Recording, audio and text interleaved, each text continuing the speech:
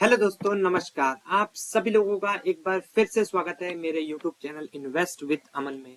तो वीडियो को शुरू करने से पहले जरूर ये कहना चाहूंगा, वीडियो आप लोगों को पसंद है तो उसे लाइक कर देना, शेयर कर देना एंड चैनल को सब्सक्राइब करना बिल्कुल भी ना भूलना।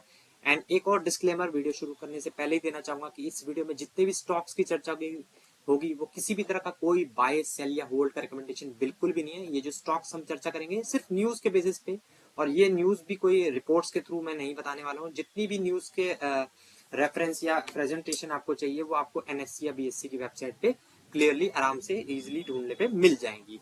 तो चलिए वीडियो की शुरुआत कर लेते हैं। एंड जैसा कि आज के दिन मार्केट आपने देखा कि पूरा दिन कुछ नहीं कर रहा था, लेकिन लास्ट में एकदम से थोड़ी सी रिकवरी आई जिससे मार्केट काफी अच्छा खासा ग्रीन में बंद होने में कामयाब रहा। निफ्टी 50 आप देख सकते हैं लगभग आधे % की तेजी देखने को मिली। निफ्टी 500 भी काफी अच्छा खासा रहा, हालांकि बहुत बड़ी तेजी तो नहीं देखने को मिली, लेकिन ठीक ठाक परफॉर्म जो है मार्केट ने किया। उसका बैंक निफ्टी में भी एकदम छुटकी सी छोटी मोटी तेजी देखने को मिली। हालांकि मिड कैप यहाँ पे रेड में ही बंद हुए, लेकिन फिर भी एडवांस डिक्लाइन के हिसाब से मिड कैप भी अच्छे ही बंद हुए, ठीक ठाक ही बंद हुए। उसके बाद स्मॉल कैप्स की बात करें तो वो भी ठीक ठाक ही प्रदर्शन आज के दिन उन्होंने किया। तो सबसे पहले तो चार्ट पे आ जाते हैं। निफ्टी 50 का चार्ट आप देख ही सकते हैं। सुबह एक बहुत ही अच्छी जबरदस्त तेजी देखने को मिली, लेकिन उसके बाद लगातार मार्केट में प्रेशर रहा। लेकिन 2 बजे के बाद अगेन एक अच्छी सी बाइंग हुई। हालांकि जो दिन का एकदम टॉप लेवल था उसको बाजार ने क्रॉस नहीं किया, जो कि 25,750 के ऊपर था, उसके नीचे ही क्लोजिंग हुई है। तो ये थोड़ा सा मैं कह सकता हूँ यहाँ पे नेगेटिव है। अगर आज के डे हाई के ऊपर अगर क्लोज होता बाजार तो वो शायद थोड़ा सा पॉजिटिव होता ट्रेडर्स के हिसाब से। लेकिन अगेन मैं इतने ज्यादा लेवल्स वगैरह देखता नहीं हूँ, लेकिन हाँ छोटा मोटा जो चार्ट्स की मेरे को थोड़ी बहुत जो नॉलेज है उसके हिसाब से मतलब डे हाई के ऊपर भी बंद हो जाते जो ये लास्ट में तेजी आई है तो एक थोड़ा सा पॉजिटिव मान सकते थे उसको, लेकिन ठीक है। लेकिन निफ्टी 50 के 50 स्टॉक्स में से आप देख सकते हैं 35 स्टॉक्स ग्रीन में थे एंड गिरने वाले स्टॉक 16 थे। अभी आपको पता ही है कि एचयूएल में से क्वालिटी बहुत अलग हुआ है, लेकिन वो अभी निफ्टी 50 का अभी भी पार्ट है। वो कुछ टाइम में एडजस्टमेंट हो जाएगा तो वो हमें पूरे 50 स्टॉक्स ही देखने को मिल जाएंगे। लेकिन आप देख ही रहे एकदम सुस्त सा बाजार चल रहा है, काफी दिनों से एक ही रेंज में लगातार भारतीय बाजार घूमते हुए देखने को मिल रहे हैं। ठीक है, उसके बाद सेकंड जो सबसे इंटरेस्टिंग इंडेक्स रहता है वो बैंक निफ्टी। उसका भी सेम ही चार्ट पैटर्न है, हालांकि उसमें रिकवरी उसमें भी उतनी तेज नहीं, उसमें उतनी रिकवरी तेज नहीं आई। हालांकि लास्ट में उसमें भी निफ्टी 50 की तरह ही ग्रीन में आया, लेकिन आप देख सकते हैं बैंक निफ्टी में कितनी जबरदस्त टाइप की वॉलेटिलिटी देखने को मिली। आज के दिन आपको पता ही है आईडीएफसी में जो एक फ्रॉड डिटेक्ट सामने हुआ। हालांकि फ्रॉड हुआ या नहीं अभी तो कहना मुश्किल है, क्योंकि अभी तरह से प्रूफ कुछ नहीं हुआ है। हालांकि गवर्नमेंट ने भी बोला है कि कुछ ना कुछ उनका अमाउंट कम दिख रहा है उन्हें, और बैंक ने यहाँ पे फाइनेंस फॉरेंसिक ऑडिट के लिए वहां पे केपीएमजी को आई थिंक हायर भी कर लिया है वहां पे। तो देखने वाली बात होगी कि फ्रॉड है या नहीं, वो तो टाइम ही बताएगा। अभी एक तरह से केस तो हुआ है और काफी सिग्निफिकेंट केस है। अगर प्रूव होता है या नहीं उसमें तो पूरा डिटेल रिजल्ट आने में टाइम लगेगा, क्योंकि ऑडिट कमेटी जिनको भी हायर किया गया उनको थोड़ा टाइम तो चाहिए। उसके बाद ही पता लगेगा कि फ्रॉड हुआ है या क्या एरर रहा है, या सिस्टम का एरर रहा है, या क्या एरर रहा है। टाइम के अनुसार ये में देखने को पता नहीं लगेगा। तो आप 14 स्टॉक्स में से देख सकते हैं 10 स्टॉक्स में काफी अच्छी शानदार तेजी देखने को मिली, 4 स्टॉक्स डल थे। उसका कारण आपको पता ही है कि अगर 14 में से 10 स्टॉक हरे भरे थे लेकिन उसके बाद भी बैंक निफ्टी में दम नहीं था, इसका मतलब यह है कि कहीं ना कहीं बड़े बैंक्स लैग कर रहे थे, परफॉर्म नहीं कर पा रहे थे, इसी वजह से ऐसा कुछ ज्यादा जबरदस्त तेजी देखने को नहीं मिली। उसके बाद नेक्स्ट इंडेक्स सबका फेवरेट इस टाइम तो मतलब निफ्टी आईटी, लगातार इसमें गिरावटें देखने को मिल रही हैं। एंड आज के दिन फिर से एक बार निफ्टी आईटी गिरा, एंड आज की गिरावट भी काफी भयानक गिरावट देखने को मिल रही है। एंड उसके 10 स्टॉक्स में से ओनली एक ही स्टॉक ग्रीन में बंद होने में कामयाब रहा एंड 9 के 9 स्टॉक्स गिरे। रोज का सेम यही पैटर्न होता है, सिर्फ एक आधा स्टॉक कोई ग्रीन में होता है, और कभी कभी तो ऐसा भी देखने को मिल रहा है कि 10 के 10 स्टॉक ही रेड में ही रहते हैं। तो आप देख ही सकते हैं काफी बुरी स्थिति से इस वक्त जो है आईटी इंडस्ट्री हमारी, खासकर इंडिया की नहीं, जितने भी सर्विस सेक्टर में काम करती हैं चाहे वो ग्लोबल लेवल की हों, जितने भी कंपनीज को डायरेक्ट कंपटीशन है, जैसे टीसीएस इन्फोसिस का जो भी डायरेक्ट कॉम्पिटिटर्स हैं, चाहे वो विदेश में, चाहे इवन वो यूएस में, अगर आप एक्सेंचर को भी देखेंगे तो वो भी लगातार उसकी पिटाई होते हुए देखने को मिल रही है, क्योंकि यहाँ पे सर्विसेज बिजनेस जो भी है वो खतरे में देखने को मिल रहा है। वो तो आने वाला वक्त ही बताएगा कि ये यहाँ से बाउंस बैक कर पाएंगे या नहीं, लेकिन इस वक्त तो सेंटीमेंट बहुत ही ज्यादा नेगेटिव है, बहुत ही ज्यादा। ठीक है, तो ये भी मेजर मेजर इंडेक्स हमने कर दिए। उसके बाद निफ्टी पुलर्स की बात करें कि निफ्टी को खींच कौन रहा था, देखिए HDFC bank, Kotak Mahindra bank, दो बैंक्स, उसके बाद एक्सिस बैंक, एसबीआई, सब खींच रहे थे, लेकिन उसके बावजूद भी अगर आप देखें तो बैंक निफ्टी में बहुत ही तगड़े लेवल की वॉलेटिलिटी थी। तो यानी कि बाकी बैंक्स अच्छा परफॉर्म नहीं करते, हालांकि आईसीआईसीआई बैंक भी ग्रीन में था। तो आप समझ ही सकते हैं कि किस प्रकार से इतना सारे के सारे बड़े हैवीवेट स्टॉक्स ग्रीन में थे, लेकिन फिर भी अगर आप यहाँ पे बैंक निफ्टी का चार्ट देखेंगे तो बहुत ही ज्यादा खराब सा चार्ट देखने को यहाँ पे मिल रहा है। इस हिसाब से तो बहुत जबरदस्त तेजी होनी चाहिए थी, लेकिन फिर भी आप देख ही सकते हैं कि किस तरह से क्लोजिंग हुई है बैंक निफ्टी की, जो कि अच्छा संकेत मुझे तो नहीं लग रहा है। ठीक है, उसके आप देख सकते हैं पुलर्स में HDFC bank, Kotak Mahindra bank, Bharti Airtel, SBI, Axis bank, LNT again, Reliance, ICICI bank, Adani port में भी एक आज न्यूज थी, उसकी वजह से अडानी पोर्ट ने भी काफी अच्छा खींचा इंडेक्स को। उसके बाद एचयूएल, ठीक है, उसके बाद ड्रैगन्स की बात करें नीचे से, इन्फोसिस, देखिए अगेन हर रोज आईटी स्टॉक्स यहाँ पे होते ही होते हैं, हिंडाल्को, आईटीसी, फिर टेक महिंद्रा, फिर टीसीएस, फिर एचसीएल, फिर विप्रो, ये पांचों स्टॉक्स निफ्टी ड्रैगन्स में ऑलमोस्ट हर दिन हमें देखने को मिल ही जाते हैं। उसके बाद एडवांस डिक्लाइन ओवरऑल मैंने आपको बता दिया, फिर भी देख ही लेते हैं। निफ्टी 50 की बात करें तो 35 स्टॉक्स ग्रीन में थे एंड लाल में 16। निफ्टी 500 की बात करें तो 293 स्टॉक्स ग्रीन में थे एंड नेगेटिव में 207 स्टॉक्स थे। तो अच्छी बात है, ब्रेथ जो थी हमारी पॉजिटिव साइड में ज्यादा थी। निफ्टी बैंक की बात करें तो 10 स्टॉक्स ग्रीन में थे, बाकी 4 माइनस में। निफ्टी मिड कैप 150 में देखिए 92 स्टॉक्स ग्रीन में थे एंड माइनस में थे 58। जैसा कि मैंने आपको बताया शुरू में, ये रेड में बंद हुआ है, लेकिन फिर भी अगर हम एडवांस डिक्लाइन के हिसाब से देखें तो एडवांसेस के फेवर में ही था, जो कि अच्छी बात है। निफ्टी स्मॉल कैप 250 की भी बात करें तो ग्रीन में 135 स्टॉक्स एंड 114 स्टॉक्स रेड में देखने को मिले। उसके बाद टॉप सेक्टर्स की बात करें, पीएसयू बैंक, अगेन स्टार, जितने भी स्टार लगा ले लगातार ये इंडेक्स जो है काफी शानदार परफॉर्मेंस करते हुए देखने को मिल रहा है। उसका निफ्टी ऑटो में भी तेजी है। निफ्टी एफएमसीजी एक और इंडेक्स ऐसा है जो कहीं ना कहीं तेजी में बना हुआ है और इसमें काफी सिलेक्टेड स्टॉक्स में मुझे लग रहा है काफी अच्छी खासी बाइंग होते हुए देखने को मिल रही है। इस बार का शेयर होल्डिंग पैटर्न जो जब रिलीज होगा मार्च के बाद, जब अप्रैल में हमें शो होगा, तो आई थिंक मुझे लग रहा है एफएमसीजी स्टॉक्स में भी काफी अच्छी खासी शेयर होल्डिंग जो है बड़े इन्वेस्टर्स की बढ़ते हुए देखने को मिल सकती है। अगेन हमें वो अप्रैल में ही जब डेटा आएगा तब सामने आएगी। उसके बाद आज के दिन निफ्टी फार्मा भी अच्छा था, निफ्टी हेल्थ केयर भी बढ़िया था, निफ्टी ऑयल एंड गैस ने भी ऊपर खींचा। लूजर्स की बात करें तो Nifty IT, again Nifty chemicals में मेन जो है यूपीएल में आज बहुत बड़ा डेंट लगा, लगभग 12 से 14% वो स्टॉक गिर गया।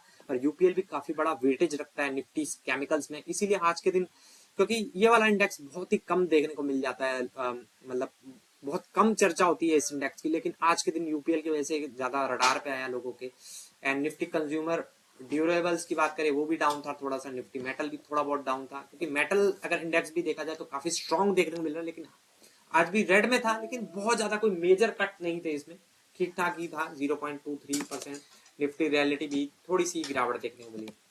एफआईएस डीआईएस के नंबर तो ये काफी इंटरेस्टिंग है। एफआईएस ने आज 3,483 करोड़ की बाइंग करी है और वहीं डीआईएस ने 1292 करोड़ की सेलिंग करी है। हालांकि एफआईएस के नंबर कुछ ज्यादा एक्स्ट्रा ऑर्डिनरी अच्छे हैं, तो हम कह सकते हैं कि मे भी शायद कोई large and bulk and block deal हुई हो, इस वजह से भी शायद ये ग्रीन में थोड़ा दिख रहा हो। पर अगर नहीं भी है तो, अगर है भी और नहीं भी है तब भी देखा जाए तो नंबर काफी अच्छा ही देखने को मिल रहा है। डीआईएस ने 1292 करोड़ बेचा है और 23 फरवरी तक की बात करें, एफआईएस ने 1472 करोड़ की खरीदारी करी है अभी तक 23 दिनों में। डीआईएस की बात करें 12,818 करोड़। एफआईएस ने जो पिछले जनवरी में रन रेट थी उनकी बेचने की, उससे तो काफी अच्छा स्ट्रॉन्ग कमबैक किया है। लेकिन हाँ, डीआईएस की अगर देखें तो जनवरी महीने में काफी सॉलिड बाइंग जो है डीआईएस की तरफ से हुई थी, वो फरवरी मंथ में कहीं ना कहीं मिसिंग है। ये बात आपको नोटिस जरूर करनी चाहिए कि डीआईएस भी यहाँ पे कम बाइंग कर रहे हैं। एफआईएस पॉजिटिव हो रहे हैं, लेकिन डीआईएस भी अपनी बाइंग करते हुए देखने मिल रहा है, क्योंकि जनवरी का हम नंबर देखेंगे तो काफी बड़ा नंबर देखने को मिल रहा था वहां पे। ठीक है, सॉरी, उसके बाद गोल्ड एंड सिल्वर जब मैंने ये अपडेट किया था तो इस भाव पे चल रहे थे, हो सकता है कि इस वक्त आगे पीछे हो गए हम, तो आप ध्यान रखिएगा।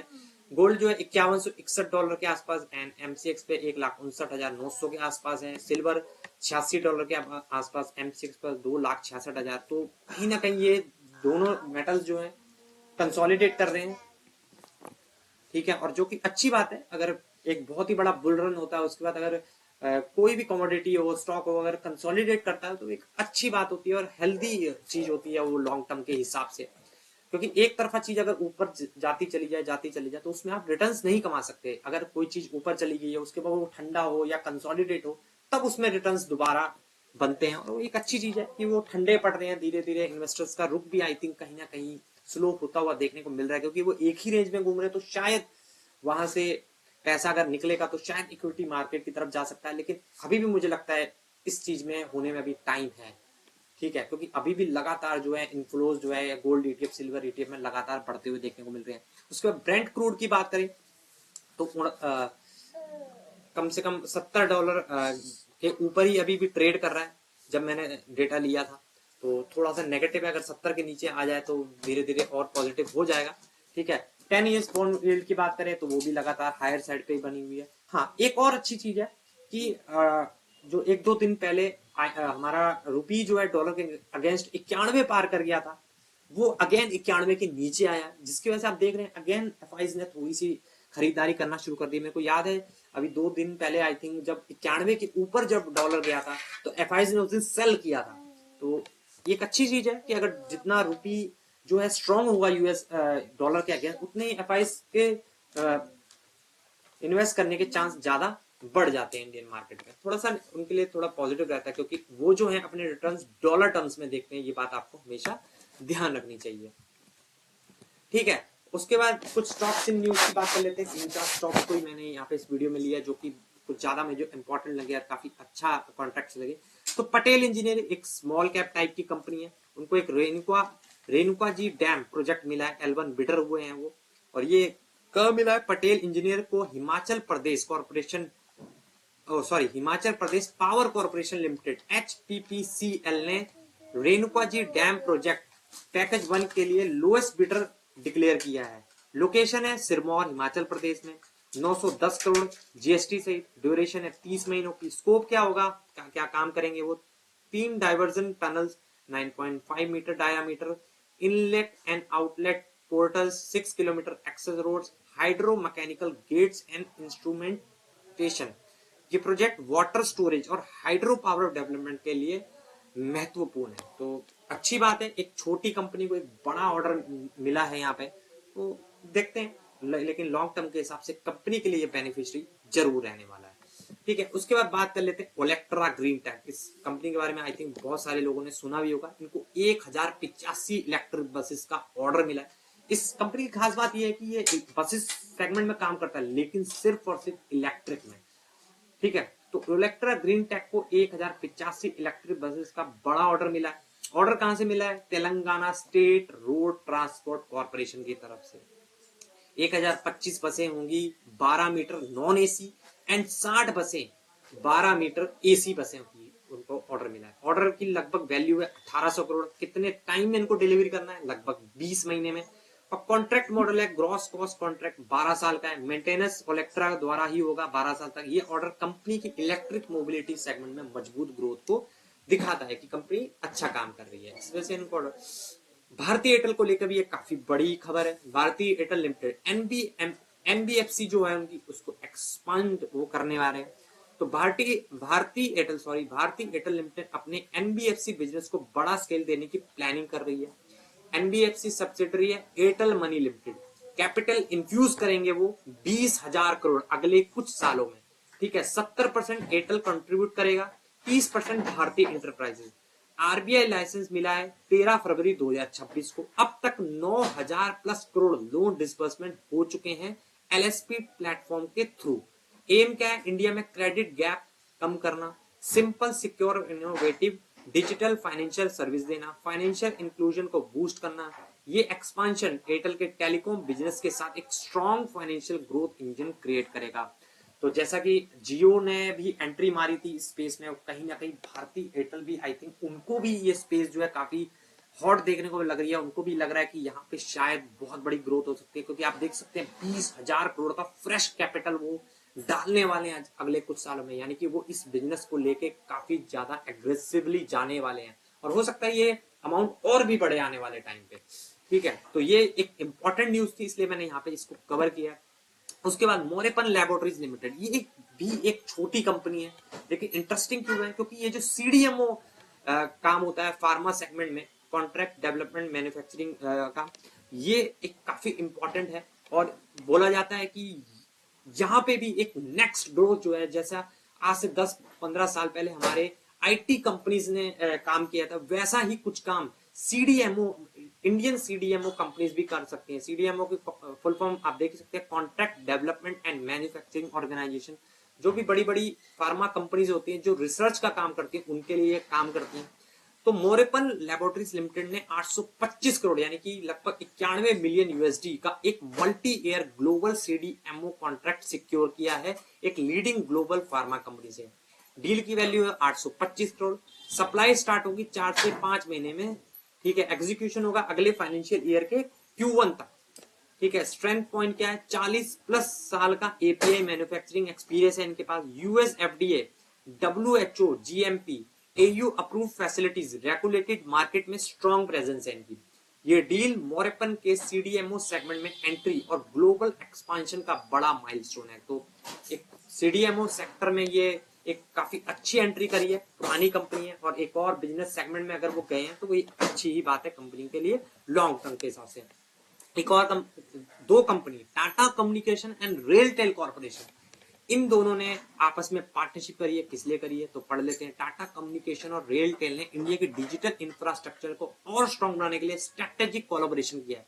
ऑब्जेक्टिव क्या होगा, इंडिया की एआई रेडी डिजिटल बैकबोन को स्ट्रेंथन करना। रेलटेल की स्ट्रेंथ क्या है, 63,000+ route kilometre optical fibre network है उनके पास, 6,000+ रेलवे स्टेशन कनेक्टेड है, स्ट्रॉन्ग प्रेजेंस है in government and PSU projects, जो कि आपको पता ही है कि वो रेलवे सरकारी कंपनी है। टाटा कम्युनिकेशन की स्ट्रेंथ क्या है यहाँ पे, global network and cloud platform, cyber security solution, AI enabled digital infrastructure. इस पार्टनरशिप से फायदा क्या होगा, फास्टर और रेजिलियंट कनेक्टिविटी होगी, stronger cyber security, secure and sovereign cloud adoption, railway wifi, public broadband और ई गवर्नेंस सर्विसेज में better perform होगा। ये कोलैबोरेशन डिजिटल इंडिया मिशन को बूस्ट करेगा और एआई ड्रिवन फ्यूचर के लिए स्ट्रॉन्ग डिजिटल फाउंडेशन बनाएगा। ये न्यूज मैंने पर्टिकुलरली आपको ज्यादा इसलिए हाईलाइट करी क्योंकि ये एआई से रिलेटेड है, और मैं आजकल एआई से रिलेटेड जो जितनी भी न्यूज है उनको ज्यादा फोकस करता हूँ, क्योंकि यही फ्यूचर है। इस बात को आपको बिल्कुल भी डिनाई नहीं करना चाहिए, और जो भी कंपनीज एआई में काम कर रही हैं उन पे आपको फोकस जरूर बना के रखना। मैं ये नहीं कह रहा उनमें डायरेक्टली ब्लाइंडली जाके आप इन्वेस्ट करें, कि फोकस जरूर बना के रखें कि कहाँ कहाँ पे क्या क्या डेवलपमेंट हो रही है, और जो डेवलपमेंट हो रही है उसको उस कंपनी वो अचीव भी कर रही है या नहीं, इस चीज का भी आपको ध्यान देना चाहिए। क्योंकि हाँ देखिए, ये भी बात 100% सच है कि बहुत सारी कंपनियां ऐसी हैं जो एआई के नाम पे फ्रॉड फंडिंग भी उठा सकती हैं, और काफी इन्वेस्टर्स का पैसा यहाँ पे लूज भी हो सकता है, लेकिन एआई रियल है, ये भी ध्यान रखिए आपको। तो जो भी कंपनी एआई पे काम कर रही है उन पे आपको जरूर फोकस बना के रखना है। ठीक है, तो वीडियो में जितने भी इंपॉर्टेंट पॉइंट्स थे हमने कवर कर लिए। एंड आज की मार्केट एक सुस्ती मार्केट थी कही जाए, ना ज्यादा कुछ ज्यादा तेजी थी, लेकिन हाँ अगर इन सारी चीजों को हम देखें, ये जितने 4-5 इंडेक्स मैंने देखे, तो यहाँ पे क्लियरली एक चीज आप नोट कर रहे होंगे कि यहाँ पे निफ्टी 50 में सबसे ज्यादा तेजी है, और ऊपर से एफआईज बाइंग कर रहे हैं। तो एक संकेत मिल रहा है, जब भी लार्ज कैप स्टॉक एकदम ब्लू चिप स्टॉक्स ज्यादा अच्छा परफॉर्म करने लगे, तो भी एक सिग्नल होता है कि कहीं ना कहीं एफआईज वापस आ रहे हैं। क्योंकि एफआईज जब भी वापस आते हैं तो वो बड़े लार्ज कैप जायंट्स में ही बाइंग सबसे पहले करते हैं, और वही यहाँ पे देखने को मिल रहा है। अगर सारे के सारे इंडेक्स में देखा जाए तो निफ्टी 50 काफी स्ट्रॉन्ग बंद होने, मतलब औरों के मुकाबले काफी अच्छे मार्जिन से उसने औरों को बीट किया है, निफ्टी 500 को भी, बैंक निफ्टी को भी, मिड कैप को भी, स्मॉल कैप को भी। तो कुल मिला के आप देख सकते हैं एफआईएस की बाइंग कहीं ना कहीं लार्ज कैप में देखने को जरूर मिल रही है। तो ठीक है, जितने भी आज के इंपॉर्टेंट पॉइंट्स थे, पूरा मार्केट आज का हमने पूरा का पूरा समझ लिया है। अगर आपको ये वीडियो समझ में आई होगी तो इसे लाइक कर देना, शेयर कर देना, चैनल को सब्सक्राइब बिल्कुल भी करना भूलना मत। तो चलिए मिलते हैं नेक्स्ट वीडियो में, तब तक के लिए बाय बाय।